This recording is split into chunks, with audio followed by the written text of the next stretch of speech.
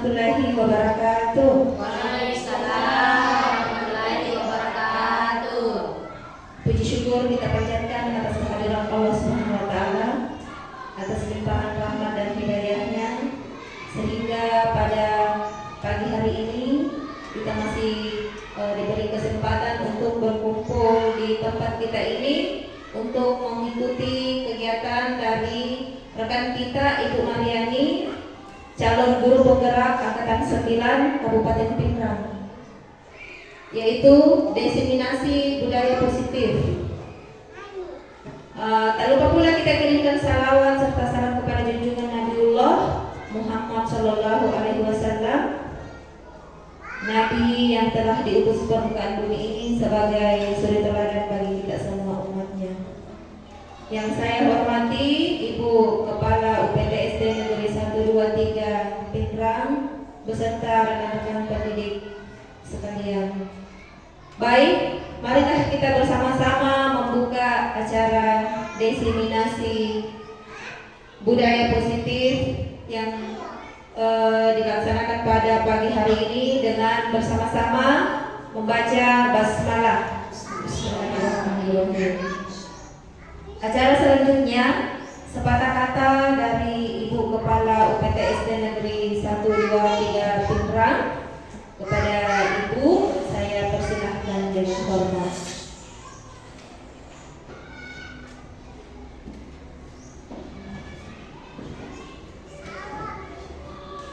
Bismillahirrahmanirrahim. Assalamualaikum warahmatullahi wabarakatuh. Waalaikumsalam warahmatullahi wabarakatuh.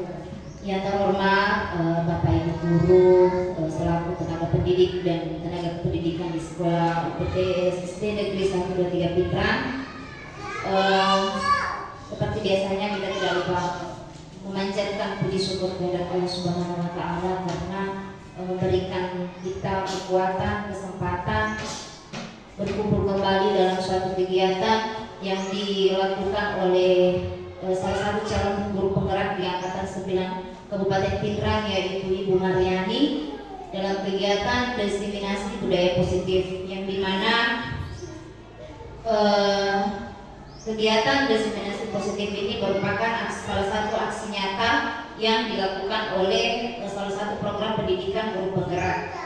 Jadi tujuan dari diseminasi budaya positif ini adalah bagaimana menumbuhkan karakter peserta didik, bagaimana menumbuhkan budaya positif pada peserta didik kita selaku pendidik sebagai pendamping kepada anak didik kita di sekolah kita ini. Jadi di sini Ibu Mariani selaku CGP angkatan 9 Kabupaten Pinrang akan memberikan kepada kita sekarang Bapak Ibu guru tentang pemahaman dan sosialisasi bagaimana sih itu budaya positif dan bagaimana sih perlakuan hukuman yang akan kita berikan kepada anak didik kita di sekolah kita ini dalam proses kegiatan sehari-harinya di sekolah kita ini. Mungkin saya harap juga kedepannya Bapak Ibu setelah melakukan kegiatan diseminasi budaya positif ini, Bapak Ibu guru selaku tenaga pendidik di sekolah kita ini sekiranya mampu menerapkan tentang budaya-budaya positif yang bisa kita terapkan di kelas kita maupun untuk sekolah kita, dan memberikan perlakuan hukuman sesuai dengan apa yang yang nantinya akan disampaikan oleh Ibu Mariani. Mungkin itu saja dari saya, sepatah kata dari saya. Sekiranya jika ada kata-kata mungkin ada yang kurang berkenan, sekiranya dimaafkan. Sekian, terima kasih. Assalamualaikum warahmatullahi wabarakatuh.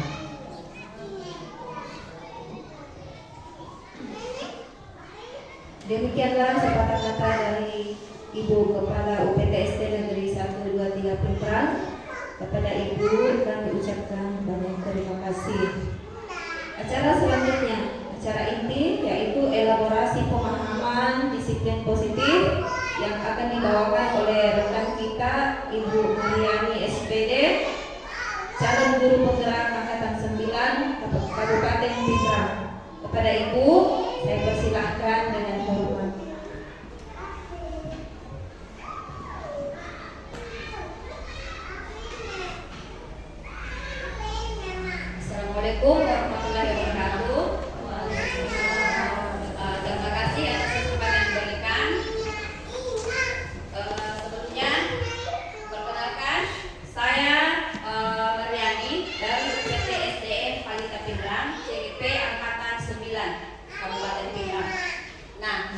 didampingi oleh fasilitator IC Jamaludin SPD MPD dan pengajar praktik Megawati SPD SD. Nah, izinkan saya kali ini saya akan mengungkapkan tentang elaborasi pemahaman budaya positif. Nah, sebelum kita lanjut Bapak Ibu, alangkah baiknya kalau kita melakukan mindfulness, yaitu silakan Bapak Ibu tenangkan hati dan pikiran, berdamai sejenak untuk hadir seutuhnya di ruang belajar kita. Silakan Bapak Ibu, silakan tenangkan pikiran dulu sebelum kita lanjut ke materi. Sudah? Oke. Selanjutnya, di sini sebelum saya lanjut ke materi, di sini saya tampilkan dulu pertanyaan pemantik. Nah, pertanyaan pemantik itu setuju atau tidak setuju? Coba Bapak Ibu perhatikan, di sini ada pertama yaitu hukuman dapat mendisiplinkan anak. Apakah Bapak Ibu setuju atau tidak? Setuju. Hukuman dapat mendisiplinkan anak. Setuju? Setuju. Oke, setuju. Yang kedua, pemberian hukuman dengan hal positif seperti membaca atau membersihkan halaman sekolah dapat meningkatkan disiplin anak. Setuju atau tidak setuju? Setuju. Setuju. Oke. Ada yang bisa memberi alasan Bapak Ibu?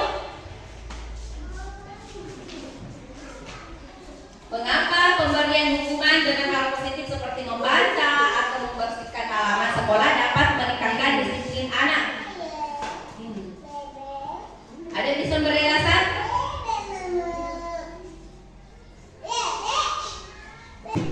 Assalamualaikum warahmatullahi wabarakatuh. Hukuman dapat mendisiplinkan anak, menurut saya itu setuju. Di mana supaya anak itu mengetahui bahwa apa yang dilakukan itu salah, supaya dia juga disiplin. Oh, yang saya lakukan kemarin itu salah, jadi saya harus begini. Begitu. Sekian dan terima kasih. Assalamualaikum warahmatullahi wabarakatuh. Waalaikumsalam warahmatullahi wabarakatuh. Iya, betul sekali. Tepuk tangan Bapak Ibu. Terima kasih. Nah, lanjut yang kedua, pemberian hukuman dengan hal positif seperti membaca atau membersihkan halaman sekolah dapat meningkatkan disiplin anak. Apakah Bapak Ibu setuju atau tidak? Setuju. Iya, sama ya, setuju juga. Nah, yang berikutnya, memberi penghargaan dapat meningkatkan motivasi belajar anak. Setuju atau tidak? Tidak setuju. Tidak. Ya, ada yang boleh memberikan alasan? Ya, silakan Bapak Ibu. Alasan saya mengatakan tidak setuju dengan pernyataan memberi penghargaan dapat meningkatkan motivasi belajar anak, karena terkadang anak-anak nanti mau berbuat karena ada sesuatu yang diinginkan, bukan timbul dari dalam dirinya sendiri untuk mau berbuat sesuatu yang positif. Jadi dia hanya ingin melakukan sesuatu ketika dia diiming-imingi sebuah hadiah atau apalah. Seperti itu. Iya, terima kasih. Tepuk tangan untuk Ibu. Iya, betul sekali. Oke, kita lanjut.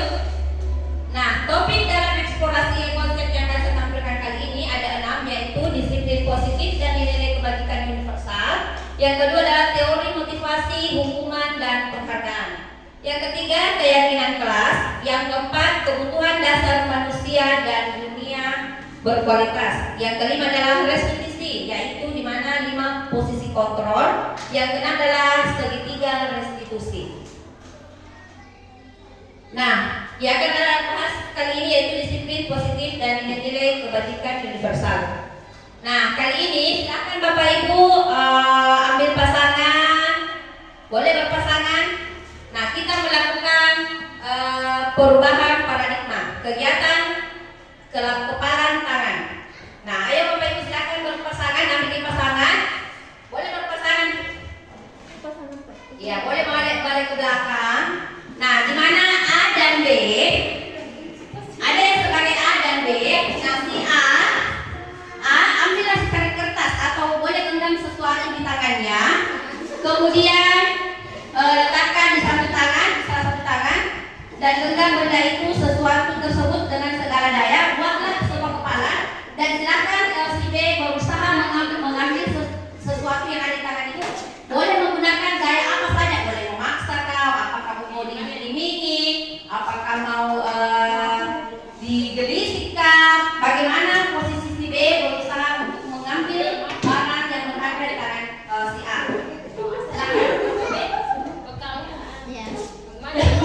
Bagaimana caranya ya? Caranya supaya terbuka itu. Supaya sesuatu yang ada di oke berhasil.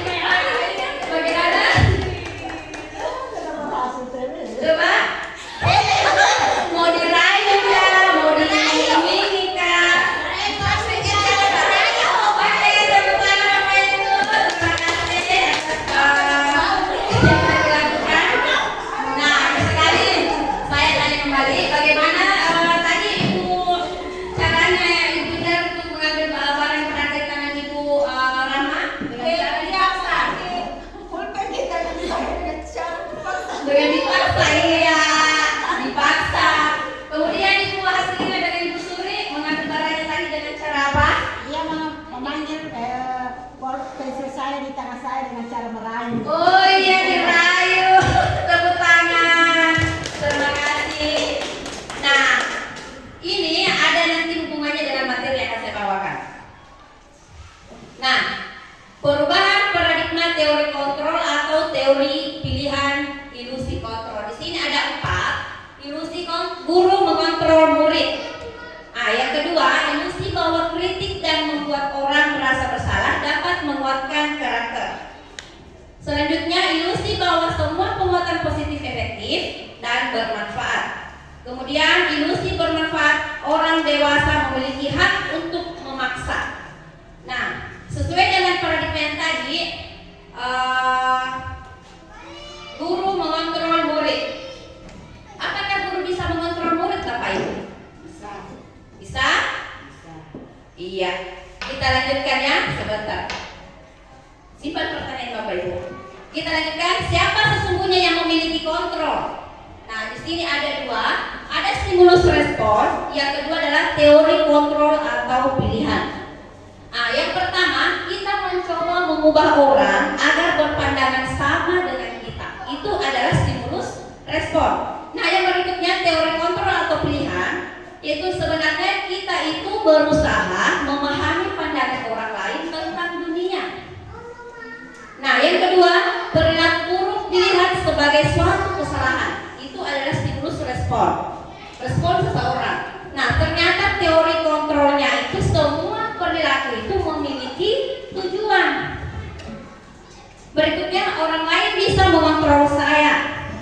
Nah, di sini responnya itu orang lain bisa mengontrol saya. Nah, ternyata teori kontrolnya itu hanya Anda yang bisa mengontrol diri Anda.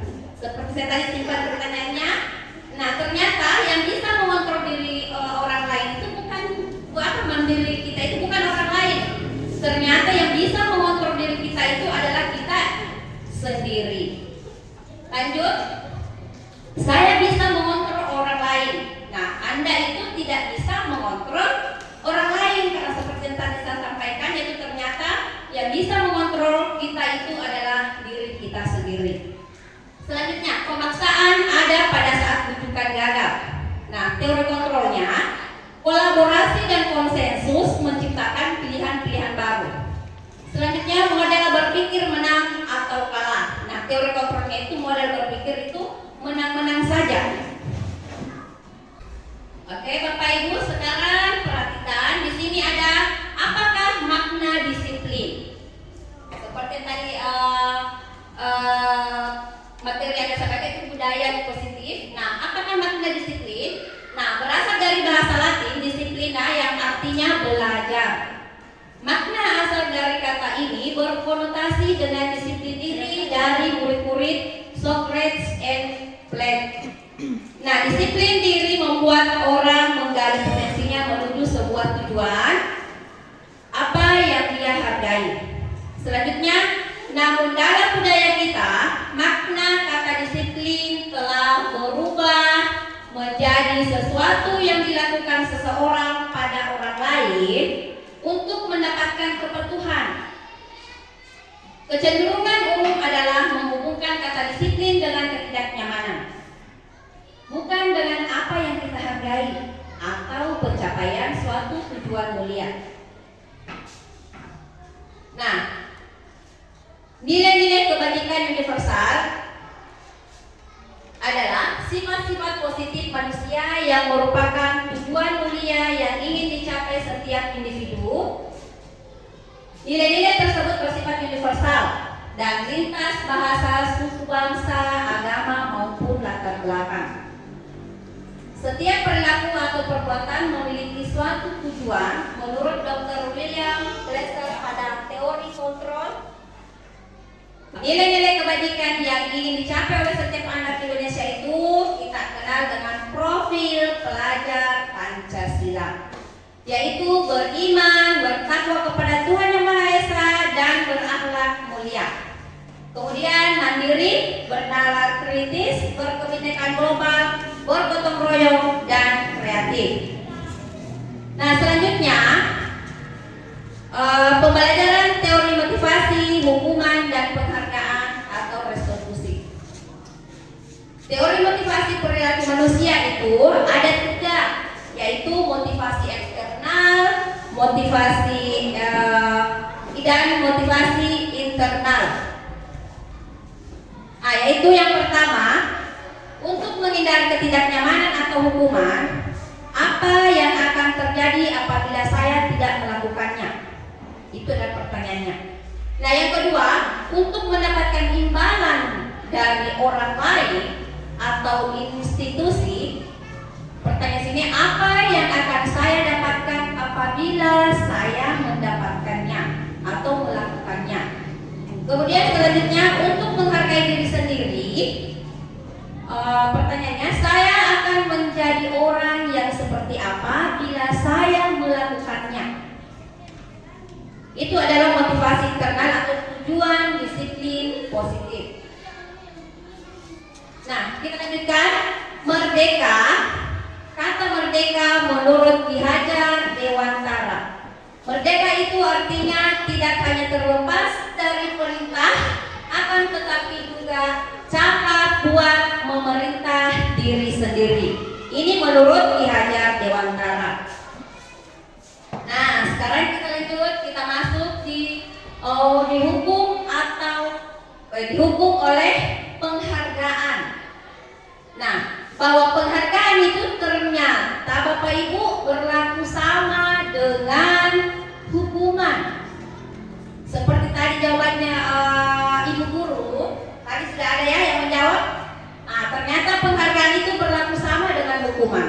Dalam arti meminta atau membujuk seseorang melakukan sesuatu untuk melakukan suatu tujuan dari orang lain yang meminta atau membujuk. Nah, dorongannya itu eksternal dan ada faktor ketergantungan. Beberapa dampak dari pemberian penghargaan itu kita lihat di sini. Penghargaan itu ternyata pengaruhnya jangka pendek dan jangka panjang. Kemudian penghargaan menghukum, penghargaan mengurangi ketepatan. Kemudian penghargaan tidak efektif, penghargaan menurunkan kualitas, penghargaan mematikan kreativitas, penghargaan mengurangi motivasi intrinsik. Nah, sebentar saya akan menjelaskan satu persatu. Nah, pengaruh jangka pendek atau jangka panjang. Penghargaan itu efektif jika kita menginginkan seseorang melakukan sesuatu yang kita inginkan dalam jangka waktu pendek. Kemudian, jika kita menggunakan penghargaan lagi dan lagi, maka orang tersebut akan bergantung pada penghargaan yang diberikan serta kehilangan motivasi dalam dirinya. Kemudian, jika kita mendapatkan penghargaan untuk melakukan sesuatu yang baik, maka selain kita senantiasa berharap kita pun menjadi tidak menyadari tindakan baik yang kita lakukan. Kenapa? Karena adanya iming-iming penghargaan. Selanjutnya, penghargaan itu menghukum. Kita lihat, penghargaan menghukum mereka yang tidak mendapat penghargaan, misalnya dalam sistem ranking seperti yang kita lakukan setiap semester Bapak Ibu. Mereka yang mendapatkan ranking kedua akan merasa paling dihukum. Kenapa? Karena dia tidak mendapatkan ranking pertama. Ya. Selanjutnya, memberikan penghargaan dan hukuman adalah hal yang sama. Karena keduanya mencoba mengendalikan perilaku seseorang. Berikutnya, karena orang pada dasarnya tidak suka dikendalikan, dalam jangka waktu lama, penghargaan akan terlihat sebagai hukuman. Berikut, jika suatu penghargaan diharapkan, namun Anda tidak mendapatkannya, Anda akan merasa dihukum.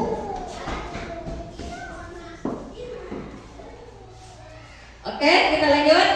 Penghargaan mengurangi ketepatan. Di mana di sini ada riset?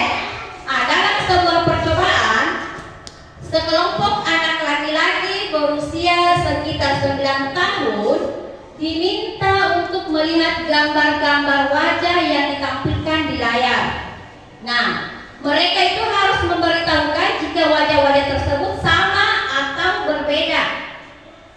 Gambar-gambar tersebut hampir sama. Beberapa dari mereka diberi penghargaan dalam bentuk uang pada saat mereka memberikan jawaban yang benar, berarti iming-imingi uang ya. Sementara sebagian yang lain tidak. Oke? Nah, hasil dari riset di atas tadi yaitu anak laki-laki yang dibayar, maksudnya yang dibayar berarti dia yang sudah menjawab benar, ternyata membuat lebih banyak kesalahan. Itulah hasil risetnya kalau penghargaan itu ternyata mengurangi ketepatan. Selanjutnya, penghargaan tidak efektif. Kita lihat, suatu penghargaan adalah suatu benda atau peristiwa yang diinginkan, yang dibuat dengan persyaratan hanya jika Anda melakukan hal ini, maka Anda akan mendapatkan penghargaan yang diinginkan. Jika saya mengharapkan suatu penghargaan dan tidak mendapatkannya, maka saya akan kecewa dan berkecil hati. Serta kemungkinan lain kali saya tidak akan berusaha sekeras sebelumnya. Ini betul Bapak Ibu? Ya.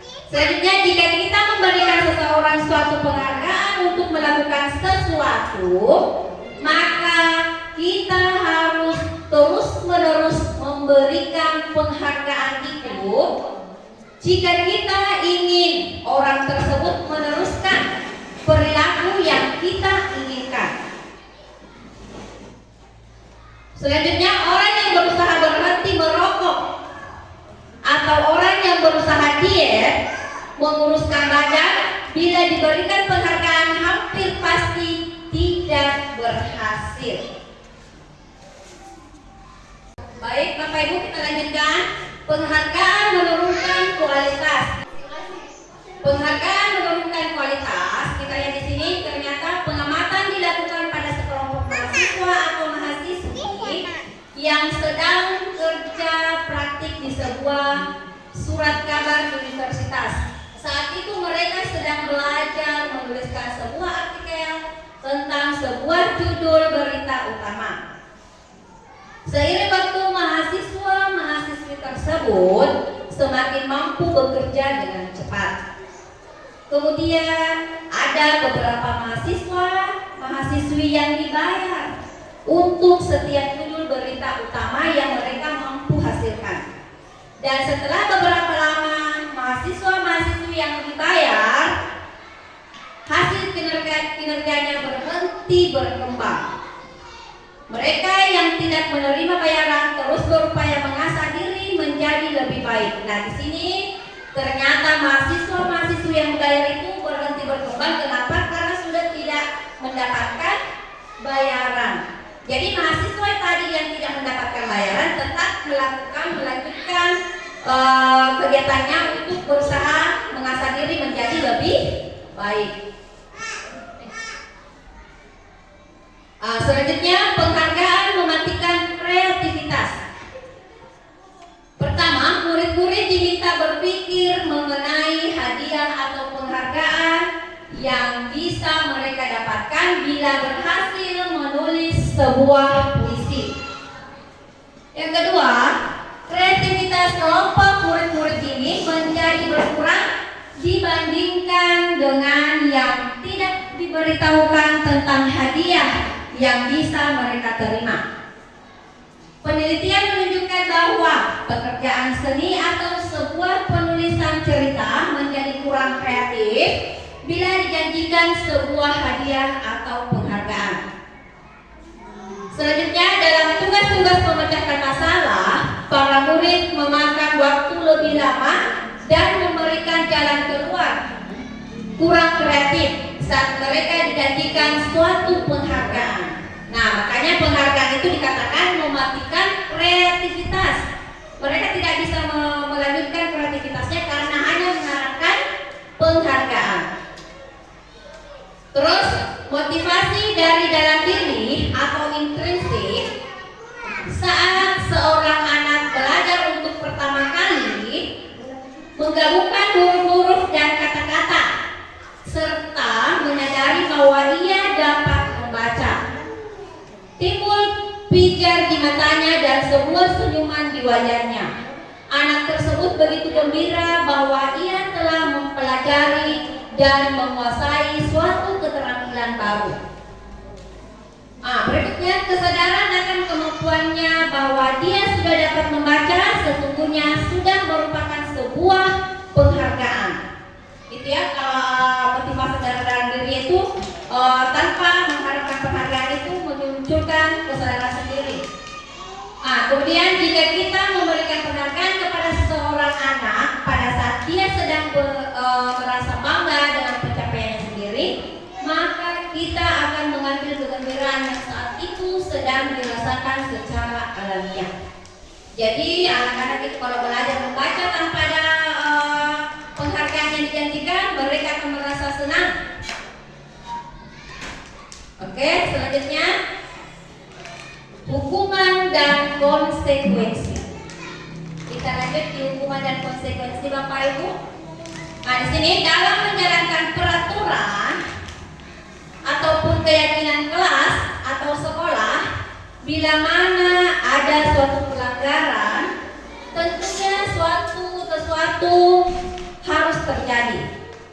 Untuk itu, kita perlu meninjau ulang tindakan penegakan peraturan atau keyakinan kelas atau sekolah selama ini. Nah, kita lanjutkan di hukuman. Hukuman bersifat tidak terencana atau tiba-tiba. Anak atau murid tidak tahu apa yang akan terjadi dan tidak dilibatkan. Hukuman bersifat satu arah dari pihak guru yang memberikan, dan murid hanya menerima suatu hukuman tanpa melalui suatu kesepakatan atau pengarahan dari pihak guru baik sebelum atau sesudahnya. Hukuman yang diberikan bisa berupa hukuman fisik. Nah, konsekuensi sudah terencana atau sudah disepakati Bapak Ibu, berbeda dengan hukuman tadi. Sudah dibahas dan disetujui oleh murid dan guru. Umumnya bentuk-bentuk konsekuensi dibuat oleh pihak guru atau sekolah dan murid setelah mengetahui sebelumnya konsekuensi yang akan diterima bila ada penghargaan. Ini beda dengan hukuman ya. Nah, sekarang kita perhatikan Bapak Ibu, tindakan guru dengan hukuman, apakah itu hukuman atau konsekuensi?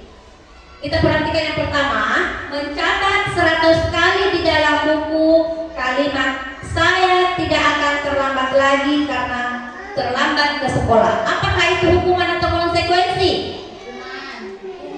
Hukuman. Oke, kita simpan jawaban Bapak Ibu ya. Oke, selanjutnya lari mengelilingi lapangan basket 2 kali karena terlambat hadir di sekolah. Apakah itu konsekuensi atau hukuman Bapak Ibu?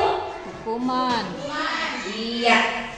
Selanjutnya murid diminta untuk push up 15 kali karena tidak menggunakan masker ke sekolah. Hukuman atau konsekuensi? Hukuman. Ya, sekarang selanjutnya menggantikan kertas tugas teman yang telah dicoret-coret. Apakah hukuman atau konsekuensi? Oke, selanjutnya membersihkan tumpahan air di atas meja karena tersenggol pada saat belajar. Apakah hukuman atau konsekuensi Bapak Ibu? Konsekuensi. Ya, selanjutnya murid disuruh untuk mengenakan sepatu seharian di sekolah karena tidak mengenakan sepatu hitam. Hukuman. Hukuman? Ya. Kita lanjutkan. Lari mengelilingi lapangan basket 2 kali karena terlambat 10 menit untuk pelajaran PJOK. Hukuman atau konsekuensi? Oke, seperti yang tadi saya sampaikan Bapak Ibu, silakan simpan jawabannya. Sekarang kita perhatikan. Nah, inilah jawabannya. Ternyata mencatat 100 kali itu dengan kalimat saya tidak akan terlambat lagi itu adalah hukuman. Kemudian lari di lapangan karena terlambat itu adalah hukuman. Kemudian murid diminta untuk push up 15 kali karena tidak menggunakan masker adalah hukuman. Menggantikan kertas tugas teman yang telah dicoret-coret itu adalah konsekuensi.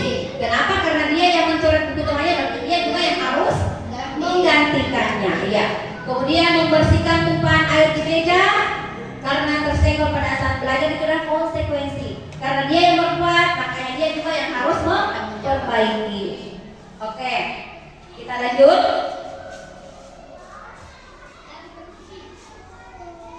Materi selanjutnya, apa itu restitusi?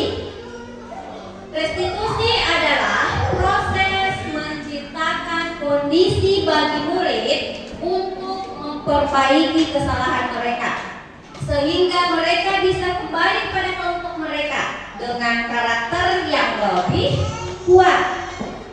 Restitusi juga merupakan proses kolaborasi yang mengajarkan murid untuk mencari solusi untuk masalah mereka dan membantu murid berpikir tentang orang seperti apa yang mereka ingin menjadi tujuan kuliah dan bagaimana mereka harus memperlakukan orang lain. Ini menurut pendapat Gosen 2004. Berikutnya 9 ciri-ciri restitusi Bapak Ibu. Di sini ditampilkan. Pertama, bukan untuk menebus kesalahan, namun untuk belajar dari kesalahan. Ternyata restitusi yang dilakukan itu bukan untuk menebus kesalahan Bapak Ibu, tetapi untuk belajar dari kesalahan yang sudah dilakukan. Yang kedua yaitu memperbaiki hubungan. Yang biasanya kalau restitusi dilakukan memperbaiki hubungan itu hubungan antara A dan B. Kalau ada masalah, kalau sudah telah dilakukan restitusi, maka hubungan yang tadinya si bombe-bombe akhirnya baik kembali. Makanya restitusi dikatakan memperbaiki hubungan. Yang ketiga, tawaran bukan paksaan. Kalau restitusi itu harus melakukan tawaran, digali bagaimana caranya untuk mendapatkan pokok permasalahan, bukan dipaksakan. Kemudian restitusi menuntut untuk melihat ke dalam diri. Berikutnya, restitusi mencari kebutuhan dasar yang mendasari tindakan. Restitusi diri adalah cara yang paling baik. Restitusi fokus pada karakter bukan tindakan. Selanjutnya, restitusi itu fokus pada solusi. Yang kesembilan adalah restitusi mengembalikan murid yang berbuat salah pada kelompoknya. Jadi tadi siswa yang berbuat salah dalam kelas contohnya, setelah dilakukan restitusi, maka siswa yang tadi yang bermasalah ini bisa diterima kembali di dalam dalam kelompoknya. Karena sudah dilakukan praktek restitusi. Nah, sekarang keyakinan kelas. Kita lanjut ke keyakinan kelas. Mengapa tidak peraturan saja? Mengapa harus ada keyakinan kelas? Pertama, mengapa kita memiliki peraturan harus menggunakan helm bila mengendarai kendaraan roda 2? Supaya aman. Supaya apa? Berkendara. Oke, supaya aman, supaya keselamatan bisa terjaga. Oke, selanjutnya, mengapa kita memiliki peraturan 3M? Menggunakan masker, mencuci tangan, dan menjaga jarak 1,5 meter saat pandemi. Iya, untuk menjaga kesehatan. Ya, selanjutnya, mengapa kita memiliki peraturan harus datang tepat waktu pada saat mengikuti pelatihan, Bapak Ibu? Supaya tidak ketinggalan materi. Iya, betul sekali. Supaya tidak ketinggalan materi, berarti kita harus datang di disiplin. Selanjutnya, untuk mendukung motivasi intrinsik, kembali lagi kepada nilai-nilai keyakinan lebih menggerakkan seseorang dibandingkan mengikuti serangkaian peraturan-peraturan. Itu beda ya, keyakinan dengan peraturan. Nah, pengertian keyakinan kelas. Apa sih itu keyakinan kelas? Nah, di sini keyakinan kelas adalah salah satu disiplin positif yang bisa kita terapkan dalam membangun wilayah positif di sekolah ataupun di kelas, Bapak Ibu. Dengan adanya keyakinan kelas, di setiap kelas diharapkan dapat mewujudkan tujuan pendidikan yang berorientasi kepada profil pelajar Pancasila. Nah, di sini ada karakter keyakinan kelas. Karakter-karakter yang termasuk dalam keyakinan kelas yaitu 1. Keyakinan kelas itu bersifat lebih abstrak, Bapak Ibu, daripada peraturan yang lebih rinci dan konkret. Ternyata kalau keyakinan kelas itu lebih abstrak, berbeda dengan peraturan. Kalau peraturan itu lebih rinci dan konkret. Selanjutnya, keyakinan kelas berupa pernyataan universal. Terus, pernyataan keyakinan kelas senantiasa dibuat dalam bentuk positif, diubah ke dalam bentuk kalimat yang positif. Keyakinan kelas hendaknya tidak terlalu banyak sehingga mudah diingat dan dipahami oleh semua warga kelas. Keyakinan kelas sebaiknya sesuatu yang dapat diterapkan di lingkungan tersebut. Semua warga kelas hendaknya ikut berkontribusi dalam pembuatan keyakinan kelas lewat kegiatan curah pendapat. Yang berikutnya, bersedia meninjau kembali keyakinan kelas dari waktu ke waktu. Nah, di sini ada prosedurnya atau cara-cara membuat keyakinan kelas atau keyakinan sekolah. Silakan Bapak Ibu perhatikan.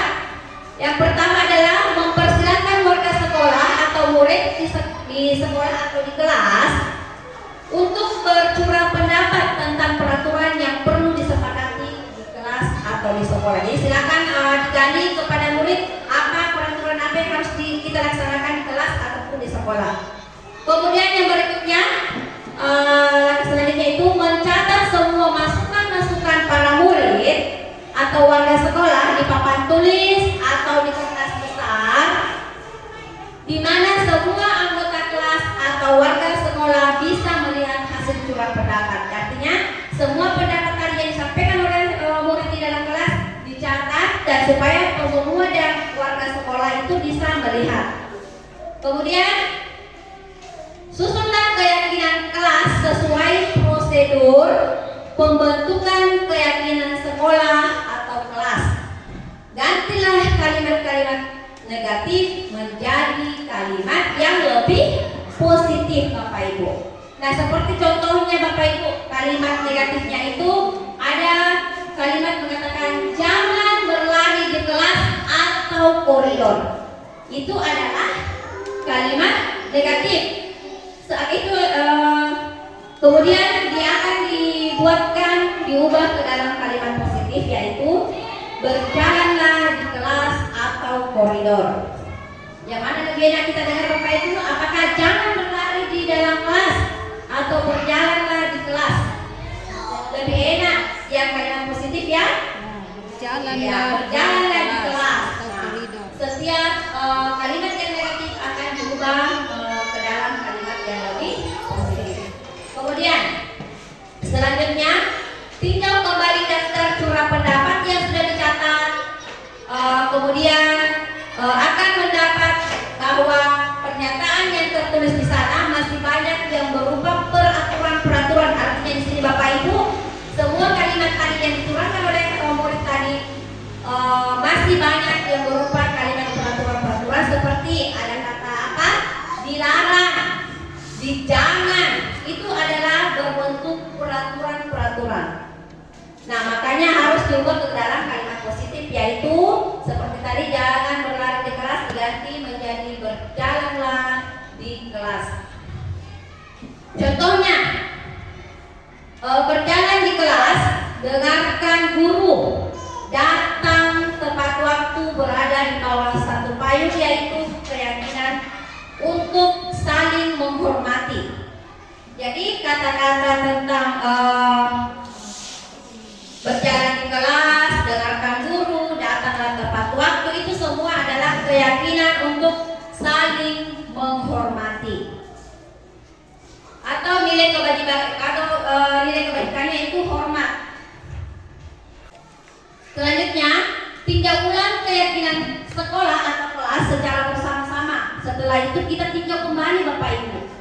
Seharusnya setelah beberapa peraturan telah disatukan menjadi beberapa keyakinan, maka jumlah butir pernyataan keyakinan akan berkurang. Sebaiknya keyakinan sekolah atau keyakinan kelas tidak terlalu banyak, bisa berkisar antara 3 sampai 7 prinsip atau keyakinan. Bila mana terlalu banyak, maka warga kelas akan sulit mengingat dan akibatnya sulit untuk dijalankan. Betul Bapak Ibu? Nah, berarti aturan keyakinan kelas itu kalau bisa dibuat 3 sampai 7 saja Bapak Ibu, jangan terlalu banyak. Karena nanti murid-murid tak susah untuk mengingatnya Bapak Ibu. Selanjutnya, setelah keyakinan kelas atau selesai dibuat, maka semua warga kelas dipersilakan meninjau kembali. Nah, dipersilakan untuk melihat kembali dan menyetujuinya dengan menandatangani keyakinan sekolah atau kelas tersebut, termasuk guru dan semua warga murid. Artinya di sini Bapak Ibu disuruh tinjau kembali untuk mengesahkan kalau ini adalah keyakinan kelas yang harus kita patuhi. Jadi harus ada tanda tangannya siswa, boleh Bu, boleh Bapak, boleh juga tidak. Nah, setelah keyakinan kelas tadi, kita lanjut keyakinan sekolah atau kelas selanjutnya bisa diletakkan di dinding kelas di tempat yang mudah dilihat semua warga sekolah. Saya yakin nih Bapak dan Ibu semua sudah bisa membuat keyakinan kelas. Di sini saya tampilkan Bapak Ibu, coba perhatikan. Di sini saya tampilkan contoh peraturan kelas. Nah, contoh peraturan kelas di sini, siswa harus hadir di kelas tepat pada waktu. Piket kelas dilakukan lebih awal. Wajib memakai seragam sesuai ketentuan pakaian seragam di sekolah. Berperilaku sopan santun dan saling menghargai satu sama lain.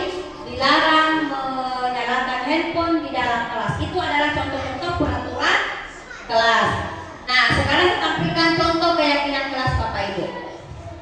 Nah, contoh-contoh keyakinan kelas yaitu di sini kami siswa-siswi kelas 12 akan selalu menerapkan nilai-nilai berikut dalam kehidupan. Yang pertama itu mandiri, disiplin, gotong royong, saling menghormati dan menjaga kebersihan dan kesehatan. Itu adalah contoh keyakinan kelas Bapak Ibu. Keyakinan kelas di sini sudah ditampilkan untuk SD. Keyakinan kelas 1 yaitu setiap anggota kelas perlu belajar. Kemudian setiap anggota kelas perlu senang, melakukan tugas, saling menghargai dan merasa Bisa dilihat Bapak Ibu. Nah, selanjutnya di sini ada peraturan Bapak Ibu. Saya tampilkan peraturan, jadi silakan Bapak Ibu munculkan nanti keyakinan kelasnya. Yang pertama, selalu kembalikan buku ke tempatnya. Bertanggung jawab. Keyakinan kelas apa ya Bapak Ibu? Bertanggung jawab. Nilainya, ya, bertanggung jawab. Selanjutnya, dilarang mengganggu orang lain. Keyakinan kelas apa Bapak Ibu? Seperti tadi ada disiplin, gotong royong, bertanggung jawab, itu semua dinilai dari keyakinan kelas. Ya. Nah, kemudian hadir di sekolah 15 menit sebelum pembelajaran dimulai. Ya, dilarang melakukan kekerasan. Iya, dilarang menggunakan narkoba. Oke, kita lanjut bergantian atau menunggu giliran. Ya, gunakan masker, jangan berlari di kelas atau koridor.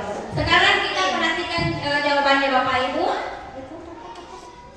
Nah, ternyata selalu kembalikan buku ke tempatnya itu tadi adalah tanggung jawab. Iya.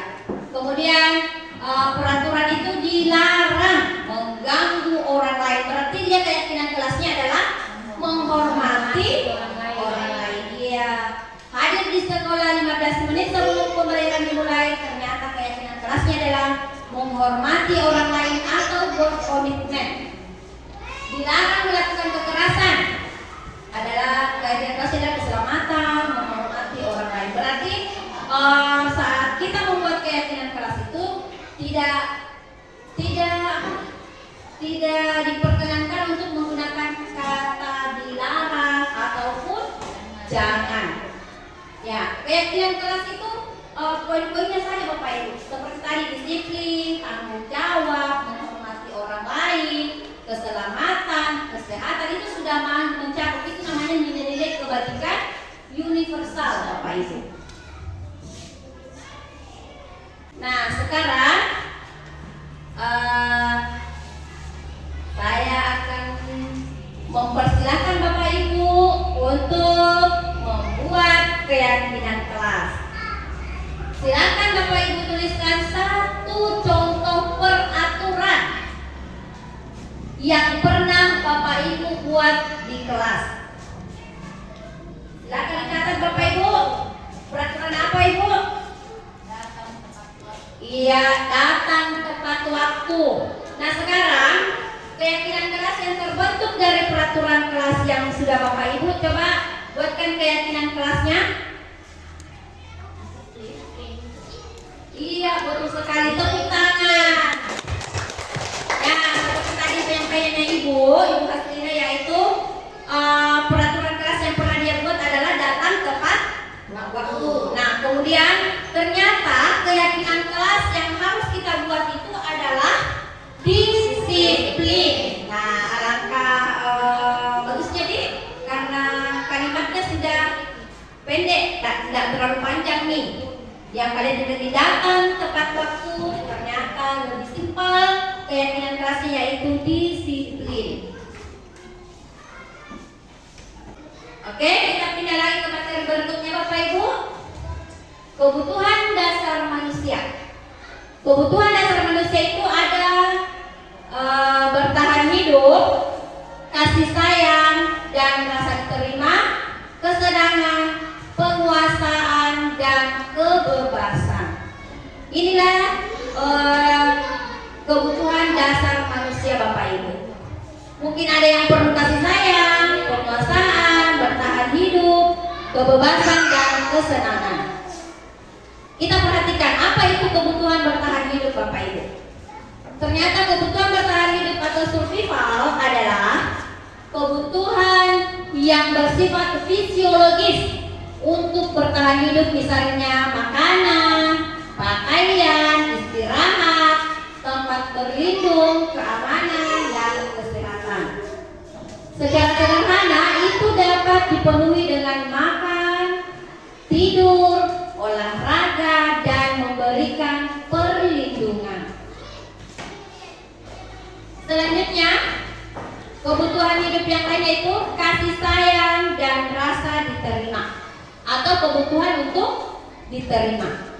Kebutuhan ini termasuk kebutuhan psikologis seperti rasa diterima, dipedulikan, berbagi, bekerja sama, menjadi bagian dari suatu kelompok, dikasihi, mengasihi, disayangi, menyayangi. Nah, kebutuhan ini akan hubungan dan koneksi sosial, kebutuhan untuk terhubung dengan orang lain, teman, keluarga, pasangan, rekan kerja, kelompok, dan bahkan dengan binatang peliharaan. Kebutuhan ini biasanya dapat dipenuhi melalui ketulusan dan kehangatan hubungan dengan keluarga, teman-teman, kelompok, klub, guru, konselor, atau coach. Nah, sekarang kita perhatikan yang ketiga. Kebutuhan apa itu? Kekuasaan dan penguasaan. Kebutuhan pengakuan atas kemampuan. Nah, kebutuhan ini berhubungan dengan kekuatan seseorang untuk mencapai sesuatu, Bapak Ibu, yaitu menjadi kompeten, menjadi terampil, memimpin, berprestasi, diakui, dan didengar. Kebutuhan ini meliputi harga diri, keinginan untuk dianggap, dan meninggalkan pengaruh. Kebutuhan ini dapat dipenuhi melalui kegiatan-kegiatan seperti proyek, hobi, tugas sekolah yang menantang kontekstual relevan, kemudian belajar menjadi orang yang kuat, membuat pilihan positif, dan bekerja. Nah, kebutuhan berikutnya yaitu kebebasan, Bapak Ibu. Apa itu kebutuhan kebebasan? Nah, kita perhatikan kebutuhan kebebasan ini adalah kebutuhan untuk mandiri, otonom, memiliki pilihan, mengembangkan daya lenturnya, dan mampu mengendalikan arahnya sendiri. Kebutuhan ini terkait dengan kebebasan untuk memilih dan membuat pilihan, kebutuhan bergerak, mencoba-coba, mengeksplorasi hal baru dan menarik. Pemenuhan kebutuhan ini dapat dilakukan dengan menyediakan variasi, waktu senggang, memberikan ruang untuk jadi diri sendiri yang merdeka, serta liburan. Ternyata kita itu butuh kebebasan, Bapak Ibu ya. Nah, kebutuhan berikutnya adalah yang kita butuhkan adalah kesenangan, yaitu kebutuhan untuk merasa senang, Bapak Ibu. Semua orang itu butuh untuk senang, ya. Kebutuhan akan kesenangan adalah kebutuhan untuk mencari kesenangan, humor, bermain, bersenang-senang, bergembira, dan tertawa. Nah, Glesner di sini menghubungkan kebutuhan ini dengan belajar, Bapak Ibu. Menurutnya, dengan bermain kita sekaligus mempelajari banyak keterampilan hidup yang penting. Biasanya kebutuhan ini juga dapat dipenuhi dengan menyediakan tantangan, gurauan, dan pembelajaran yang bermakna. Nah, sekarang sudah paham tadi tentang kebutuhan hidup, Bapak Ibu? Ya, selanjutnya kita pindah lagi ke 5 posisi kontrol. 5 posisi kontrol ini, Bapak Ibu, bisa diperhatikan di sini ada 5 posisi kontrol, yaitu apa? Penghukum, pembuat orang merasa bersalah, teman, posisi pemantau, dan posisi manajer. Nah, sekarang kita perhatikan di mana 5 posisi kontrol ini yang termasuk penghukum, pembuat orang merasa bersalah, teman, pemantau, manajer. Kita perhatikan. Nah, di sini ada dulu perilakunya. Kalau penghukum, ternyata kalau penghukum itu perilakunya itu menghakimi, menunjuk-nunjuk, menyakiti, ataupun menyindir. Itu adalah perilaku dari penghukum. Nah, kalau di kalimatnya, kalau penghukum itu dia mengucapkan kalimat, kalau kamu tidak melakukannya, awas ya, rasakan. Itu adalah kalimat bagi penghukum Bapak Ibu. Nah, hasil dari penghukum tadi itu akan menghasilkan siswa yang memberontak, menyalahkan orang lain, siswa yang suka berbohong Bapak Ibu. Nah, kaitannya dengan dunia berkualitas yaitu murid itu meletakkan gurunya di luar dunia berkualitas. Kenapa? Karena dia seperti kalau ada dendam Bapak Ibu ya. Kemudian setelah tadi guru mengatakan hal seperti itu, ada lagi murid mengatakan, biarkan saja, nanti juga marah-marah lagi. Itulah kalimat diucapkan oleh siswa Bapak Ibu kalau gurunya itu menduduki posisi penghukum. Nah, dampak pada murid Bapak Ibu, murid yang tadi sudah mengatakan biarkan saja, nanti juga marah-marah lagi. Nah, hasilnya itu si murid ini akan tetap mengulangi kesalahannya Bapak Ibu. Oke, kita lanjutkan ke posisi kontrol yang kedua, yaitu pembuat merasa bersalah. Nah, posisi kontrol pembuat merasa bersalah. Perilaku guru yang posisi kontrol pembuat merasa bersalah ini yang dilakukan adalah gurunya akan berceramah dan mengatakan seharusnya begini, ibu kecewa. Itu adalah supaya murid ini bisa merasa bersalah Bapak Ibu. Kemudian guru mengatakan kamu seharusnya, kamu sudah tahu ibu lelah sekali mengatakannya, ibu stres. Itu kalimat yang diucapkan supaya murid ini merasa bersalah. Nah, hasilnya yaitu murid akan menyembunyikan, akan menyangkal atau akan berbohong. Itulah yang dilakukan oleh murid Bapak Ibu kalau kita melakukan di posisi pembuat rasa bersalah. Kemudian kaitannya dengan dunia berkualitas Bapak Ibu yaitu murid meletakkan guru di dalam dunia berkualitas.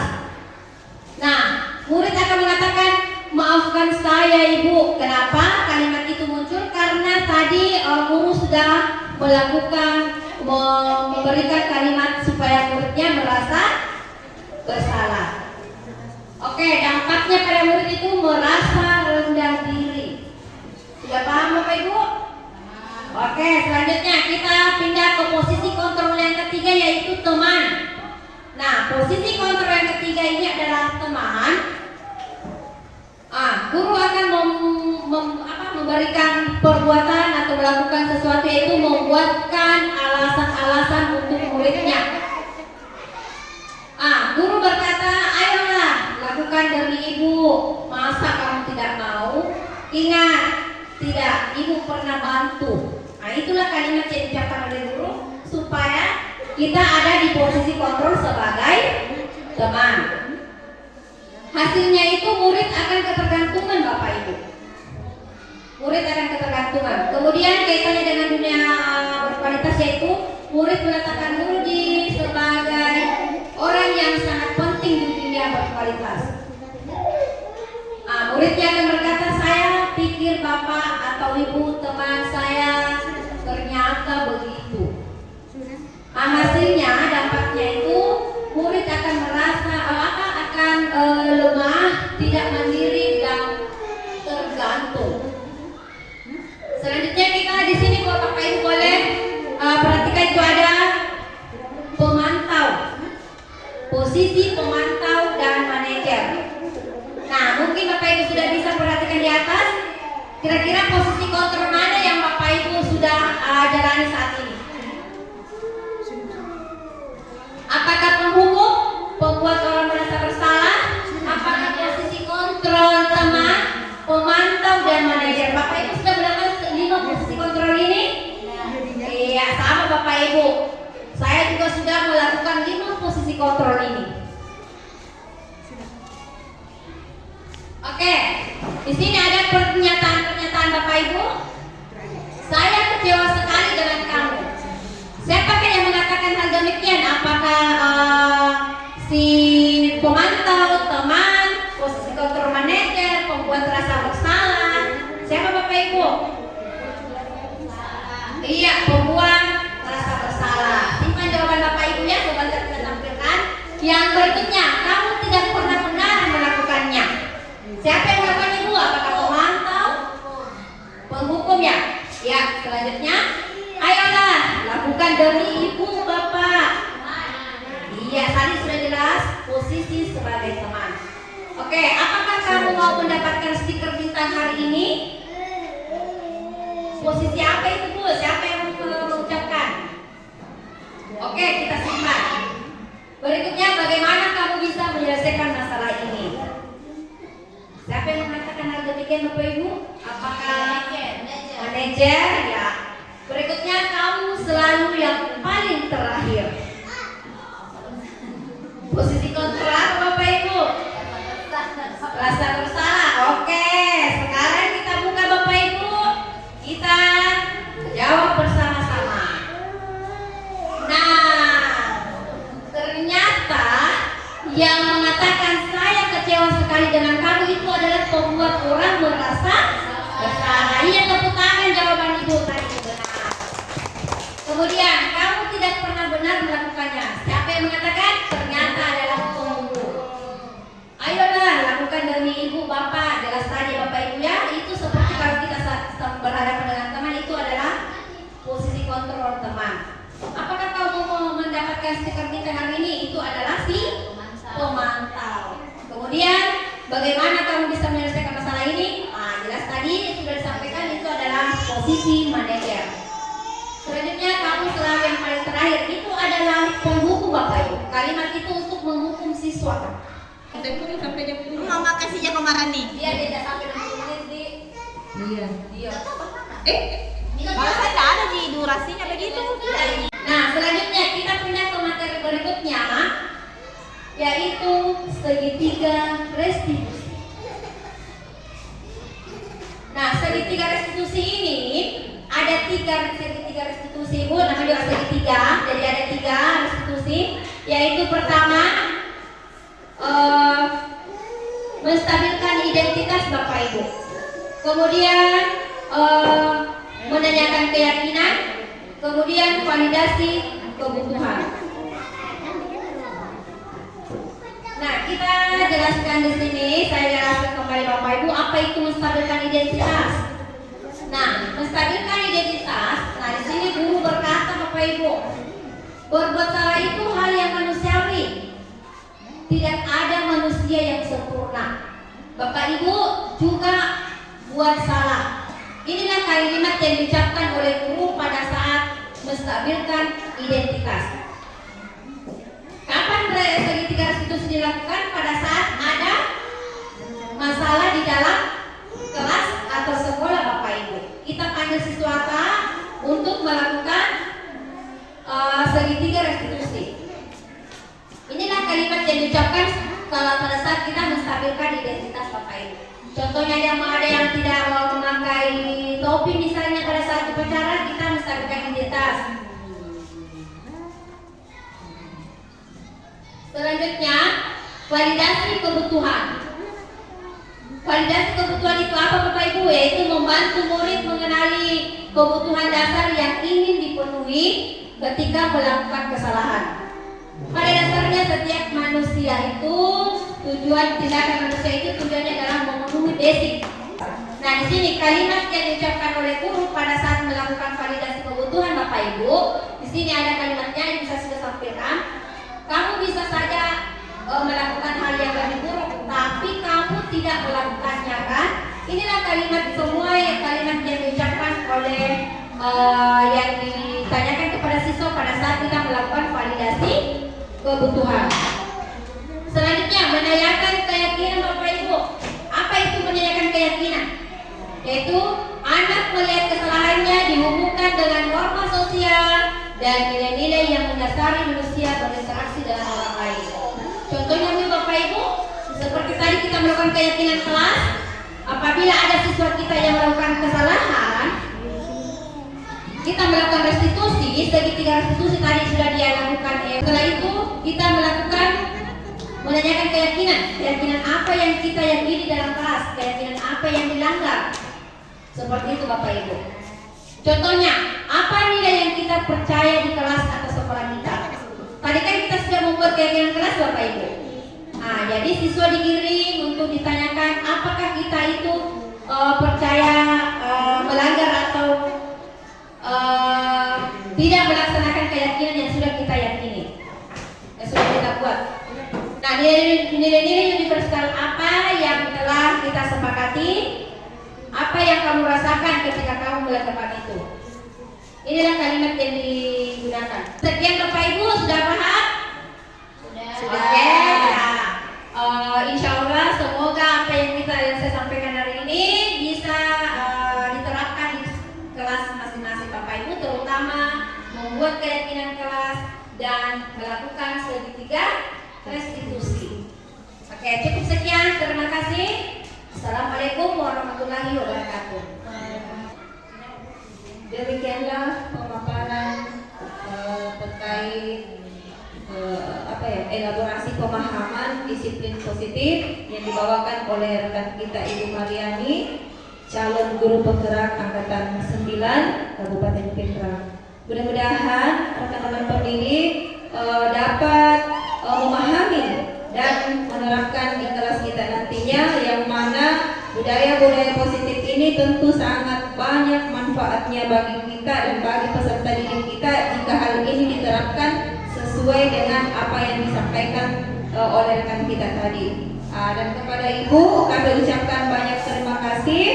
Mudah-mudahan apa yang disampaikan atau apa yang dibagikan pada hari ini dapat bermanfaat bagi teman-teman, bagi rekan-rekan pendidik yang hadir, baik untuk pengembangan diri dan penerapannya di kelas atau di sekolah masing-masing nantinya. Amin. Mungkin cukup untuk hari ini, dan marilah kita bersama-sama menutup kegiatan diseminasi elaborasi pemahaman disiplin positif yang dibawakan oleh Ibu Mariani, calon guru penggerak angkatan 9 Kabupaten Pindrang. Marilah kita bersama-sama menutup acara kita ini dengan mengucapkan hamdalah, alhamdulillahi robbil alamin. Sekian dari saya, atas segala kekurangan mohon dimaafkan dan saya akhiri